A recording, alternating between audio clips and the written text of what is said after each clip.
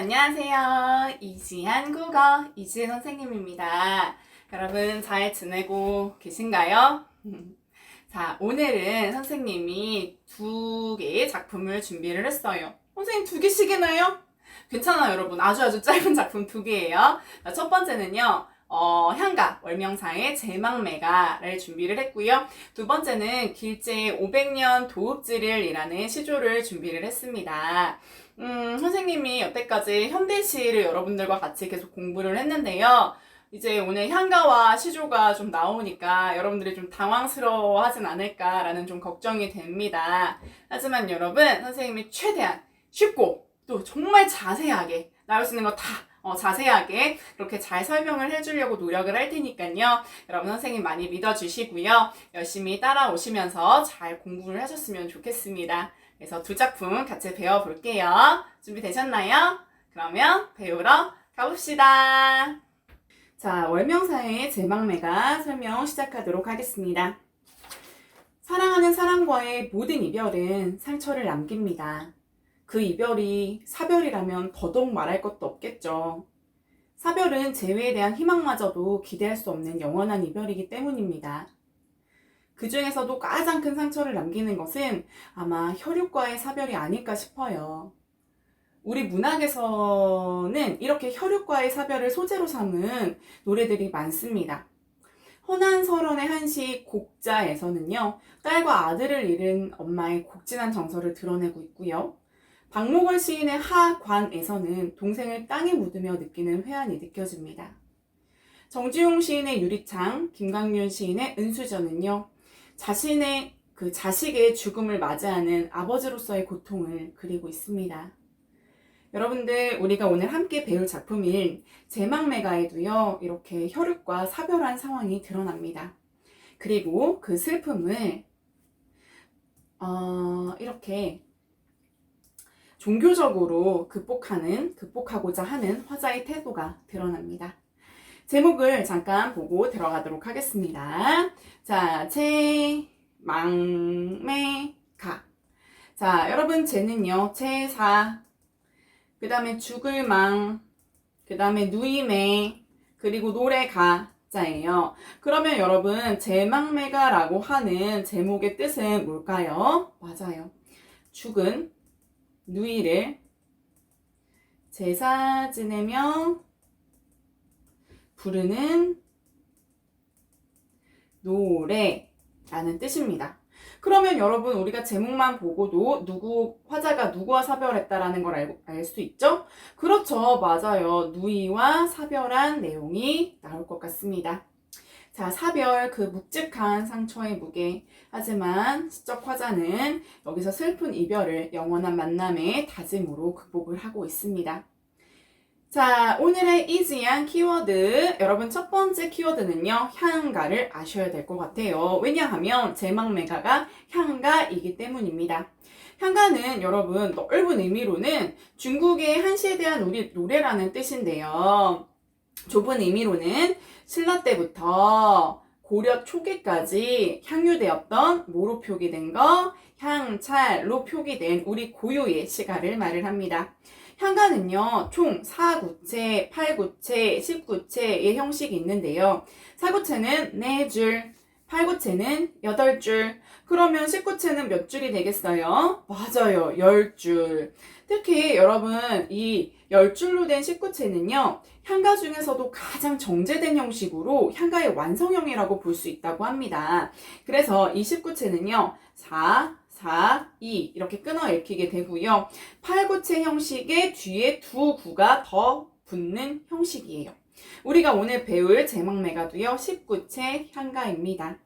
그리고 여러분, 이 두 구를 낙구라고 하는데요. 이 낙구의 첫머리에는요, 반드시 아야, 아으와 같은 감탄사가 붙어요. 그래서 이 감탄사는 앞에 나온 내용들을 정서적으로 호양시켜주거나 전환시켜줘서요, 노래의 내용이 완결되게 한다라는 효과도 잡을 수 있을 것 같습니다. 작가는 주로 승려와 화량이 많습니다. 자, 그래서 첫 번째 키워드는 향가고요. 두 번째는요, 시어의 비유적 의미예요.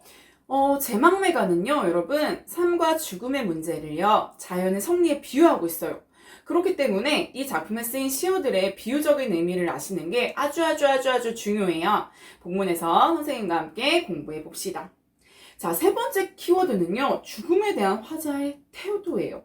여러분, 죽음이라고 하면 사람들이 많이 두려워하고 슬퍼하고 그러잖아요. 물론 여기서도요, 누이가 죽어서 화자는 너무너무 슬퍼해요. 하지만 슬픔에 머물러 있지만은 않고요, 슬픔을 넘어서게 되는데요. 어떤 것으로 인해서 이 슬픔을 넘어설 수 있는지 선생님과 본문을 함께 배워보도록 합시다. 자, 그 전에 이거 한번 보고 갈까요? 자, 향가 작품은요, 여러분, 이렇게 그 배경이 되는 배경설화와 함께 전승되는 것이 특징이에요. 이 노래를 지어서 제사를 지낼 때 갑자기 회오리 바람이 일어났다고 해요. 그리고 그 지점, 종잇돈을 서쪽으로 날려 없어지게 했다는 기록이 있대요. 종잇돈은요, 죽은 사람이 극락으로 갈 때 노잣돈으로 쓰라는 의미로 장례식에서 쓰는 가짜 돈인데요. 그런 용도의 돈이 서쪽으로 갔다. 여러분, 서쪽이라고 하는 것은 이제 불교에서 서방 정토 극락세계로 말하는 경우가 많잖아요. 그런 돈이 서쪽으로 날려갔다라고 하는 것은요, 누이가 극락세계로 갔다라는 것을 눈으로 확인하게 하는 상징이라고 볼 수 있겠죠. 그래서 이 제막매가의 배경설화는 이렇습니다. 여러분들 한번 눈으로 읽어주시고요. 이제 진짜 본문 들어가 보도록 할게요. 자, 생사의 길은 예 있음에 머뭇거리고 나는 간다는 말도 못다 이러고 어찌 갑니까? 여러분 설명 시작하도록 하겠습니다. 생사는 여러분 삶과 죽음이라는 뜻이겠죠, 그쵸? 삶과 죽음의 길은, 삶과 죽음의 길은 여기 있대요. 얘는 여기라는 뜻이에요. 여기는 당연히 어디겠어요? 그쵸. 화자가 있는, 여기라고 하는 것은요, 지금 화자가 살고 있는 이승이면서 누이와 화자가 이별한 장소로도 볼 수 있겠네요. 그쵸? 삶과 죽음의 길이 지금 여기 있음에 머뭇거리고, 자, 여러분 여기서 머뭇거리고 한번 볼까요? 지금 여기서 머뭇거리고 라는 말이 나옵니다. 자, 머뭇거려요. 뭔가 망설이는 듯한, 색깔이 잘 안 보이네요. 자, 머뭇거리고 뭔가 망설이는 듯한 태도 잡을 수 있죠. 당연하죠. 여러분 왜? 죽음은 두렵잖아요. 삶과 죽음의 어떤 갈림길이 여기 있음에 머뭇거리고 이렇게 보시면 될 것 같습니다. 좀만 더 갈게요. 나는 간다는 말도 못다 이르고 어째 갑니까? 자, 여러분 여기서 나는 누구게요? 맞아요. 그쵸? 누이 동생이 되겠죠. 나는 간다는 말도 못하고 갔대요. 다시 말하면 여기서 나는 간다 이 부분 있잖아요. 나는 간다 이거는 유언으로 볼 수 있겠죠. 여러분 지금 누이가 죽었는데요. 나 갈게. 나 이제 하늘나라로 갈게. 나 뭐 서방 정토로 갈게. 나 이제 죽는다. 이런 어떤 유언조차 하지 못하고 지금 어째 갑니까? 어찌 죽었는가 이렇게 해석할 수 있을 것 같아요. 다시 갈까요, 여러분? 삶과 죽음의 갈림길은 여기 있음에 머뭇거리고 누이가 나는 간다라는 유언도 못다 이르고 어째 갑니까? 라고 우리가 해석을 할 수 있어요. 특히 여러분 지금 요 나는 간다는 말도 못다 이르고 어째 갑니까? 이 부분은요. 죽음이 어떤 죽음이라는 걸 알 수 있죠? 그쵸, 여러분. 되게 갑작스러운 죽음이라는 것을 알 수 있고요. 이 갑작스러운 죽음에 대해서 화자가 너 유언도 못하고 어떻게 이렇게 죽었어? 라는 화자의 안타까움이 드러납니다. 즉 여러분 지금 뭐 한 거예요? 유언조차 못하고 누이가 죽은 거예요. 생각해보세요, 여러분. 지금 화자의 상황이 어느 날 갑자기 누이가 죽었어요. 삶과 죽음이 나눠지는 경험을 했잖아요. 근데 여러분 우리가 죽음을 평소에 막 생각하고 살진 않잖아요. 그 길이 화자도 저 죽음의 길이 멀리 있다고 생각을 했는데 갑자기 성큼 다가와서 화자가 있는 여기에서 죽음의 세계로 넘어가게 된다면, 죽음의 세계를 화자가 보게 된다면 어떨까요? 그쵸. 망설이고 머뭇거리고 두려움도 느껴질 수밖에 없을 것입니다. 얼마나 당혹스럽겠어요. 그 당혹감은 죽은 누이도 그렇겠지만 죽은 누이를 보내는 화자도 마찬가지일 것입니다. 그래서 여러분 지금 1, 2, 3, 4 여기 1, 2, 3, 4 여기까지는요. 지금 어떤 내용이 나와 있어요? 죽음에 대한 두려움과 혈육의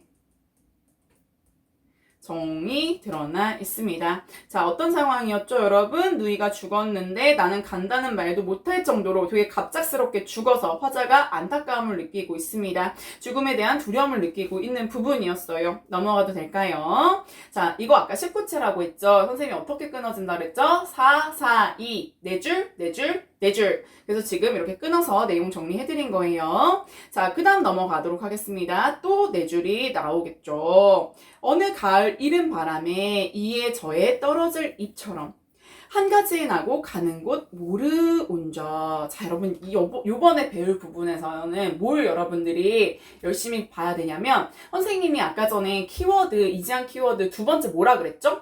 맞아요.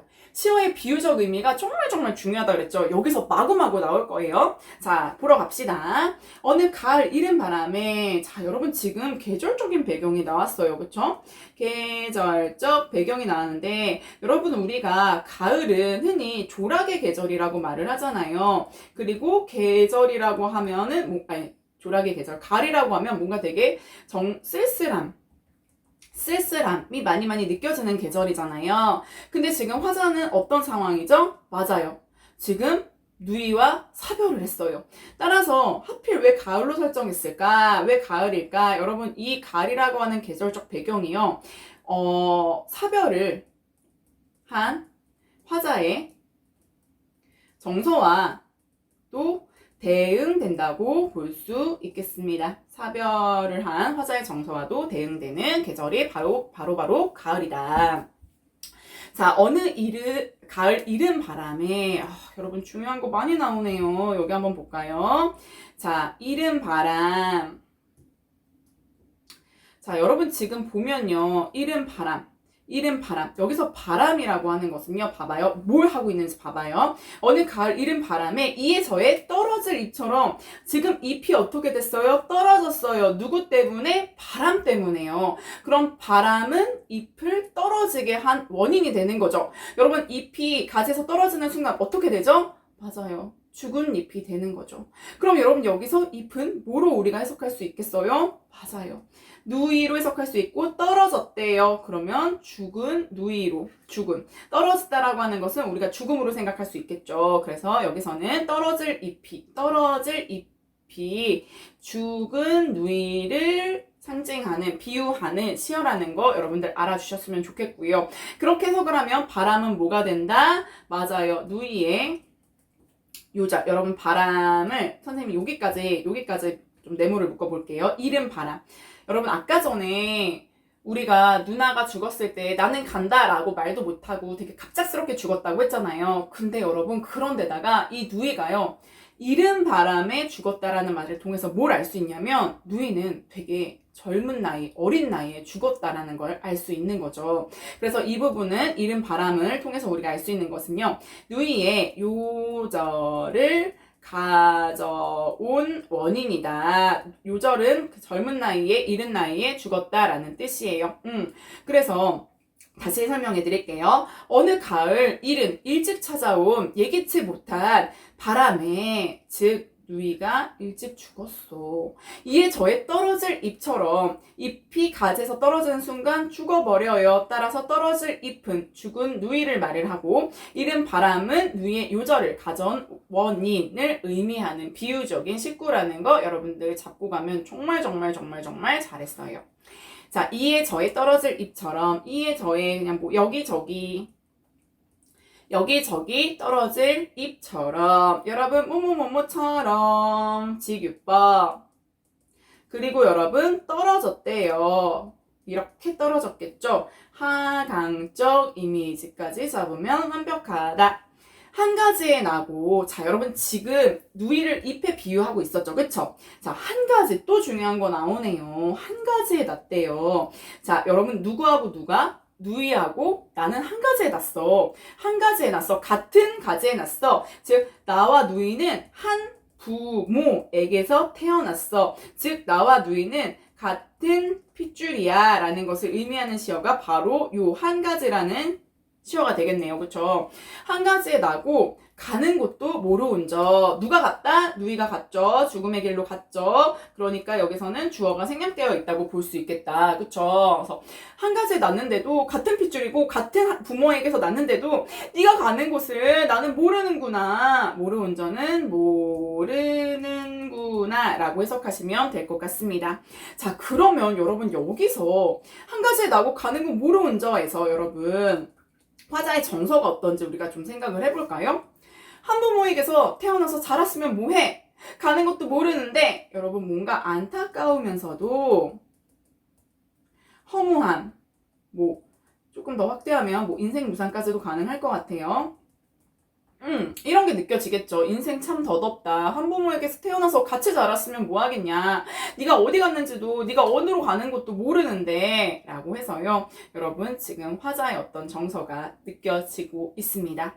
자, 여기까지 또 끊어볼까요? 네 줄 됐으니까. 자, 우리가 지금 배운 부분은 어떤 내용이 나왔죠? 맞아요. 어느 가을 이른 바람에 누이의 요절을 가져온 원이 이른 바람 때문에 누이가 떨어졌어요. 잎이 떨어졌어요. 죽었어요. 한 가지에 나고 같은 부모에게서 났는데도 불구하고 나는 네가 가른 것도 모르고 있어. 안타까움, 허무함, 인생 무상까지 잡아봤습니다. 자, 그럼 이 네 줄 내용 정리 한번 해보도록 할게요. 누이의 죽음에서 느끼는 무상감 정도로 정리할 수 있겠네요. 됐나요, 여러분? 자, 이제 마지막 두 구를 보러 가겠습니다. 여러분, 지금까지 화자의 정서는 어땠어요? 슬펐어요. 되게 허무했어요. 안타까웠어요. 인생에 덧없었어요. 그런데 여러분, 지금 여기 마지막 두 줄을 한번 볼까요? 여러분, 19채 한가의 특징 나오네요. 감탄사. 자, 19채 한가의 특징, 감탄사가 나오고 있습니다. 낙구의 첫머리에 항상 감탄사가 나온다라고 했죠. 자, 지금 영탄 잡고 갈게요. 자, 여러분 지금 이 아는요, 탄식으로 볼 수 있겠죠. 누이가 죽었으니까. 그런데요, 여러분 더 중요한 게 뭔지 아세요? 이 아로 인해서 슬픔이 극복이 돼요. 다시 말하면 얘는 슬픔 극복의 전환점으로 볼 수 있는 감탄사예요. 왜 그러냐고요? 한번 볼게요, 뒤에. 미탈찰에서 만날라. 미탈찰 중요하죠, 여러분. 자, 미탈찰은요. 그 극락세계, 불교에서 말하는 극락세계라고 보시면 될 것 같아요. 극락세계. 그 미탈철에서 만날라. 여러분 여기서 나는요 화자를 의미하고요. 어떤 개론서에 보면은 뭐 우리까지도 가능하다라고 나와 있더라고요. 근데 화자로 해석하는 게 아직까지는 조금 더 좀 타당한 것 같습니다. 누이는 절대 아니죠. 미탈철에서 만날라. 누구와 만날라? 누이와 만나게 될라. 그러면 지금 죽은 누이는 어디에 가 있는 거예요? 미타찰에 가 있는 거예요. 극락세계에 가 있는 거예요. 그쵸? 다시 말하면 미타찰은요, 여러분, 누이와 재회할 수 있는 장소가 되겠죠. 자, 그러면 누이는 지금 죽어서 미타찰, 극락세계에 가 있어요. 그러면 내가 나중에 누나를 만나려면 나도 어떻게 해야 돼요? 맞아요. 열심히 나도 돌을 닦아서 미타철에 가면은 누나를 볼 수 있어. 죽은 누이를 볼 수 있어. 이렇게 되는 거죠. 그쵸? 누나가 아니라 죽은 누이를 볼 수 있죠. 이렇게 되는 거죠. 자, 그래서 다시 한번 갈게요. 그러면 미타철에서 만날라. 미타철에서 만날. 여러분 지금 다시 만날. 누이와의 재회에 대해서 지금 뭐 하고 있어요? 믿음을 가지고 있어요. 우리 만날 거잖아. 믿음을 뭔가 좀 가지고 있는 화자의 태도 보이죠, 그쵸? 미타찰에서 만날라. 도닦으면서 우리가 만난 날을 기다릴게 라고 말을 하면서 여러분 슬픔이 종교적으로 승화되고 극복되고 반복되고 있는 거를 확인할 수 있는 거예요. 누나는 미타찰로 갔으니까 나도 열심히 도 닦으며 살면 언젠가는 나 누이랑 미타찰에서 만날 수 있겠지? 종교적으로 슬픔을 극복하고 있어요. 됐나요, 여러분? 자, 다시 말하면 지금 화자는 얘 있었죠, 그쵸? 이승이라 그랬죠. 화자는 지금 여기에 있어요. 그래서 여러분 지금 이승은 누이와 이별한 공간에 있어요. 그런데 열심히 도 닦으면서 기다리면 어디서 만나게 된대요? 미타찰에서 만날 수 있을 거래요. 미타찰은 여러분 누이와 만남, 누이와 만날 수 있는 만남의 장소래요. 그럼 내가 이 미타찰로 가려면 나는 열심히 뭐를 해야 된다? 열심히 도 닦으면 된다라고 해가지고 슬픔이 지금 다시 한번 종교적으로 승화되고 있다라는 것을 알 수 있습니다. 자, 그래서 여러분 지금 시적 화자는요, 불교적인 믿음을 통한 누이와의 재회를 다짐하고 있었어요. 자, 마지막 두 줄 내용 정리 가면요. 계속 똑같은 말 나오고 있죠. 그만큼 중요하니까. 슬픔의 종교적 승화라고 해서 마무리가 되고 있습니다.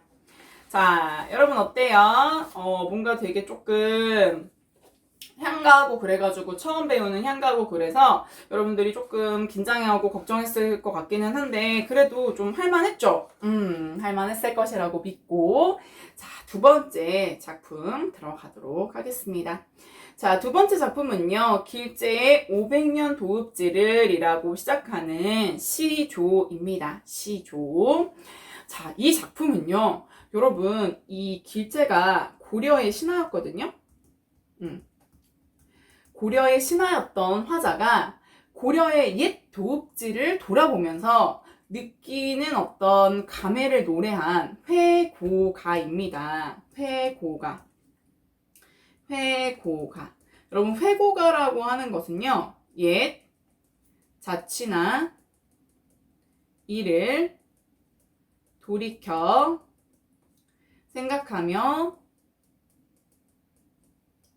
지은 노래라는 뜻이에요. 그러면 고려의 옛 자취나 일을 돌이켜 생각하면서 지은 노래가 바로 이 작품이 되는 것입니다.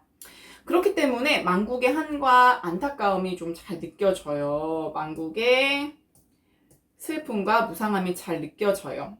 왕조교체기라고 말을 했는데요. 여러분 고려 말에서 조선 초에 이르는 시기가요. 정치적으로 정말 굉장히 격변기였잖아요. 그래서 결국 고려가 망하게 되고 새로운 조선이 건국이 되면서 사대부들은 되게 많이 고뇌하고 갈등을 했다고 해요. 어떤 선비는 고려가 멸망했어 그러면서 한탄하고 이렇게 길제처럼 회고하고 이런 사대부가 있었다면은 또 다른 사대부는요. 나는 고려에 대해서 변함없는 충절을 지킬 거야. 나는 고려만 섬길 거야. 라고 해서 고려에 대한 변함없는 충절을 노래한 사대부들도 있었고요. 고려는 이미 졌어. 지는 해야. 나는 새로운 뜨는 해인 조선 건국에 힘을 쓸 거야. 라고 해서 새로운 왕조인 조선에 대해서 긍정적인 태도를 보이는 사대부들도 있었다고 합니다. 그래서 여러분 시조 보시면요. 사대부 이 왕조 교체기에 사대부들의 이런 고뇌와 갈등을 다룬 시조들이 좀 다양하게 드러나 있는 것을 알 수 있습니다. 이 시조를 지은 길제는 고려의 유신이었고요. 고려가 멸망하자 고향으로 내려가게 됩니다. 그리고 망해버린 고려 왕조를 회상하면서요. 망국의 슬픔과 역사의 무상감을 느끼면서 회한에 잠기게 됩니다. 본문으로 가보실까요? 자, 시조 세 줄이 끝이에요. 여러분 뭐 굳이 설명 안 해도 아시겠죠? 초장, 얘는 초장, 중장, 종장, 총 3장으로 이루어진 평시조, 전형적인 평시조의 형식을 지금 보고 있습니다. 500년 도읍지를 필마로 돌아드니 500년 도읍지를 필마로 돌아드니 여러분 4번 끊겨 있죠? 이렇게 있죠. 그쵸? 사음보 잡고 가실 거고요. 500년 3글자, 도읍지를 4글자, 필마로 3글자, 돌아드니 4글자, 3434 사음보 시조의 형식적인 특징 잡고 가면 너무너무 좋을 것 같습니다. 자, 여러분 500년이라고 시작을 하는데 선생님 왜 처음부터 갑자기 500년이라는 단어가 쭉 나오죠? 여러분 우리가 흔히 고려 왕조 500년이라고 말을 하죠. 따라서 여기서 500년 도읍지는요 고려의 수도 개성을 말을 합니다. 자, 그 고려의 수도였던 도읍지를 필마로 돌아드니 여러분 필마는요 사전적인 의미 그대로 해석을 하면 혼자서 말을 탔다 라고 해석을 하시면 되는데 혼자서 말을 탔다라고 하는 건 여러분 뭐예요? 옆에 나를 수행해 주는 사람이 있다 없다? 없다. 시적 화자는요. 여기서 화자는요 여러분 누군가가 옆에서 자기를 수행해 줄 사람이 없대요. 즉 벼슬을 하지 않고 혼자 있대요. 그렇게 해석을 하면 될 것 같습니다. 자, 여러분 여기서 필마의 비유적인 의미는요. 벼슬을 하지 않은 신세, 수행하는 사람이 없는 벼슬을 하지 않는 그런 신세를 비유하고 있는 단어를 찾아라. 그럼 필마 하시면 됩니다. 필마로 돌아드니 자 여러분 어떤 상황이에요? 지금 화자가 지금 망한 고려의 옛 도읍지를 혼자서 말을 타고 돌아보고 있어요. 화자의 상황이 지금 초장에서 확인이 됩니다. 벼슬 하지 않는 화자가 고려의 옛 도읍지를 돌아보고 있어요. 자, 중장 가도록 하겠습니다. 산천은 의구간대 인걸은 간대 없다. 모모는 모모하되 모모는 간대 없다. 여러분 형식적인 특징 대구법 잡으시고요. 대구법. 자, 그 다음에 근데 여러분 둘러본 상황이 어때요? 산천은 여러분 우리가 자연이라고 해석을 하면 되거든요. 자연은 의구하대요. 의구하다라는 뜻은 여러분 변함이 없다라는 뜻이거든요. 자, 화자가요 여러분 지금 혼자서 말을 타고 지금 고려의 옛 도읍지를 돌아보고 있는 상황인데 자연은 옛날처럼 변함이 없대요. 그런데 인걸 고려의 인재 고려의 충신. 그런데 고려의 충신은 어디 간 거야? 간 데가 없어. 자, 여러분 내용상 특징 아까 형식적인 특징에서 대구법을 잡았다면 산천은 자연은 변함이 없는데 고려의 인재 충신들은 간 데 없어. 하나도 보이지 않아. 여러분 내용상의 특징 대조법 잡아주세요. 즉 자연은 옛날과 똑같아. 변함이 없어. 그런데 고려의 충신들은 어디 간 거지? 그래서 여러분 지금 자연사와 인간사의 대조가 드러나는 거 확인할 수 있습니다. 즉 중장에서는요 변함없는 자연의 모습, 무상한 인간사를 대조해서 드러내고 있다라는 거죠. 그쵸? 자, 그 다음에 가보도록 하겠습니다. 마지막 총장. 어즈버 뭐게요? 얘 감탄사예요, 여러분. 그냥 이 정도로 해석을 하시면 될 것 같아요. 우리 아까 제망매가 19채 특징 뭐로 시작한다? 마지막 낙구 뭐로 시작한다? 감탄사로 시작한다. 제망매가에서 어떻게 됐었죠? 미타찰에서 만날라 라고 해서요. 감탄사로 시작하잖아요. 아까 배운 것은 향가, 지금 배우고 있는 것은 시조. 여러분 시조랑 향가는요. 감탄사가 들어간다라는 것과 그 다음에 3단 구조, 19채 향가는 4, 2, 3단 구조죠. 시조는 초장, 중장, 종장 3단 구조죠. 그래서 감탄사가 들어간다는 거 하나 더 3단 구조를 취하고 있다는 거 이런 공통점을 가지고 있어요. 그렇기 때문에 우리가 시조는 향가의 영향을 받았어 라고 봅니다. 자, 태평연월이 꿈이론가 하더라. 태평연월은 고려의 전성기를 말하죠. 고려의 전성기가 꿈이런가 하노라. 꿈 아니야? 고려의 전성기가 꿈인가 싶다. 그렇게 평화롭고 융성했던 고려가 이렇게 사라져버리다니, 이렇게 망해버리다니, 꿈처럼 허무해 라는 거죠. 그쵸? 자, 그래서 여러분 지금 꿈이런가 하노라에서는 화자의 어떤 무상감이 느껴지지 않나요?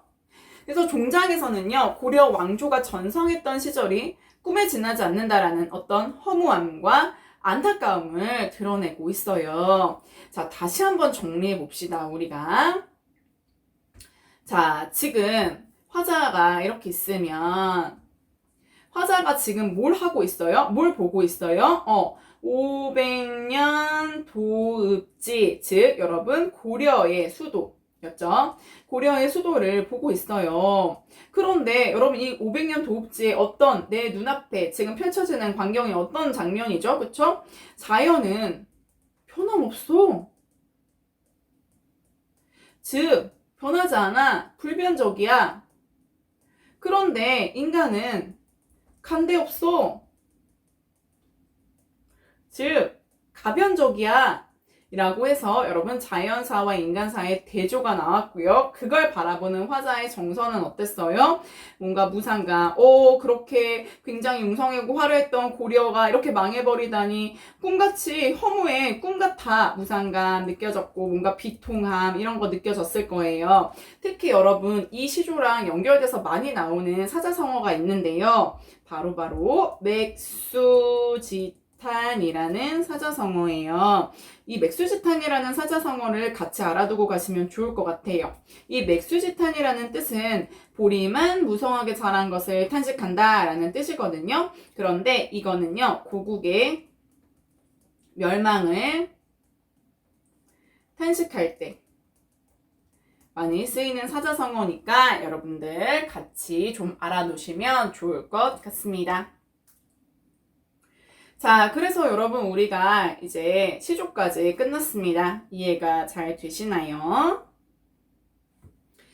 그러면 오늘의 출석 퀴즈를 풀러 가보실게요. 자, 제망매가 관련해서 선생님이 출석 퀴즈를 냈습니다. 읽어볼게요. 제망매가는 고도의 비유법을 사용하여 비유법 많이 나와 있었죠. 누이의 죽음에 대한 슬픔을 애절하게 드러내고 있는데요. 이 작품에서 누이가 젊은 나이에 죽었다라는 것을 알려주는 식구를 써주시면 될 것 같습니다. 어렵지 않죠?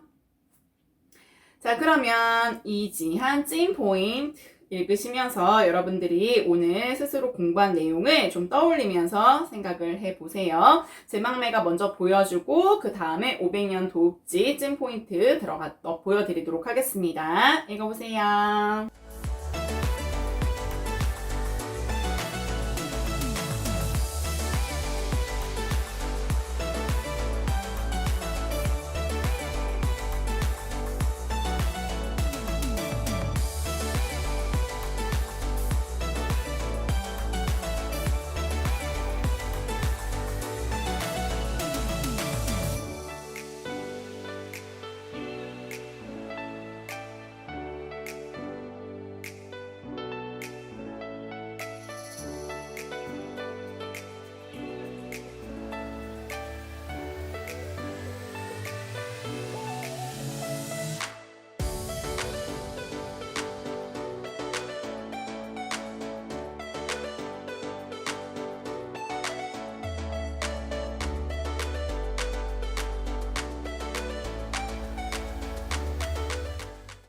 자, 여러분 어떠셨어요? 잘 배우셨나요?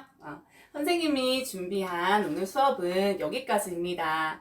오늘은 선생님이랑 현가 한 편과 시조 한 편 이렇게 두 편을 잘 배워보았는데요. 이렇게 묶어서도 출제가 많이 되니까 여러분들이 오늘 배운 내용들을 잘 복습하셔서 다 여러분 것으로 잘 만들었으면 좋겠습니다. 문학이 이지해지는 그날까지 이지혜 선생님과 함께해요. 여러분 오늘도 선생님과 함께 해주셔서 고맙습니다. 다음 시간에 만나요. 안녕.